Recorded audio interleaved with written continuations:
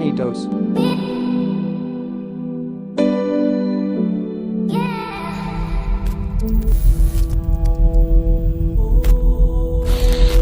Top 5 Muslim inventions that changed the world.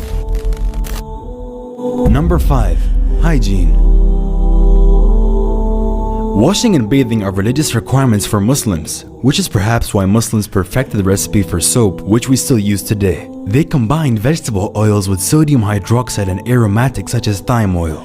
Shampoo was also introduced to England by a Muslim who opened a bathhouse on Brighton seafront in the year 1759. He was also appointed shampooing surgeon to Kings George IV and William IV. Prophet Muhammad, peace be upon him, also popularized the use of the first toothbrush. Using a brush-like twig from the miswak tree, it is known to clean the teeth and freshen the breath. Substances similar to the miswak are still used today in modern toothpaste. Number 4. Optics in photography. The ancient Greeks thought our eyes emitted rays, like a laser, which enabled us to see. The first person in history to realize that light enters the eye rather than leaving it was a 10th century Muslim mathematician, astronomer, and physicist Ibn al-Haytham. He invented the first pinhole camera after noticing the way light came through a hole in window shutters. The smaller the hole, the better the picture. He worked out and set up the first camera obscura, from the Arabic word qamara, for a dark or private room.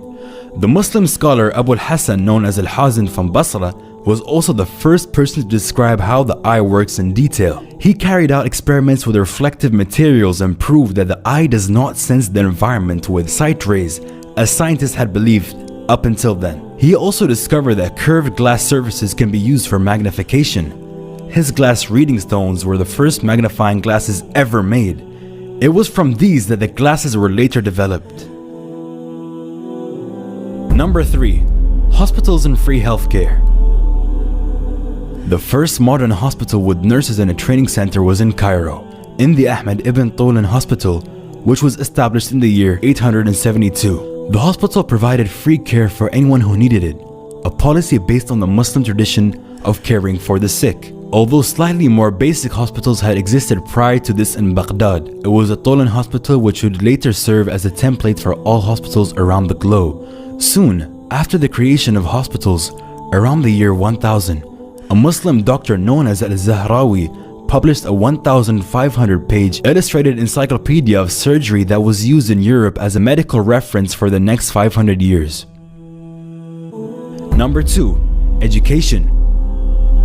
In the year 859, a young princess named Fatma al-Firhi founded the first degree-granting university in Fez, Morocco. Her sister Maryam founded an adjacent mosque, and together the complex became the Al-Qarawiyyin Mosque and University.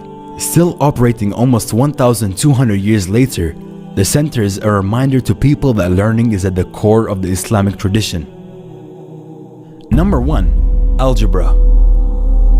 While many people may not particularly appreciate the importance of algebra, it is one of the most important contributions of the Muslim Golden Age to the modern world. It was developed by the great scientist and mathematician Muhammad ibn Musa al-Khwarizmi, who lived from the year 780 to 850. In his book, the compendious book on calculation by completion and balancing, he set forth the basic principles of algebraic equations. The name of the book itself contains the word al-jabr, meaning completion, from which the Latin word algebra is derived.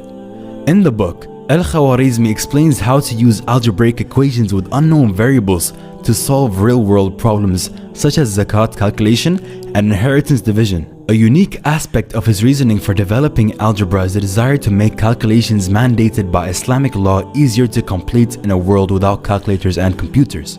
Al-Khwarizmi's books were translated into Latin in Europe in the 1000s and 1100s, where he was known as the Algorithmi. The word algorithm is based on his name and his mathematical works.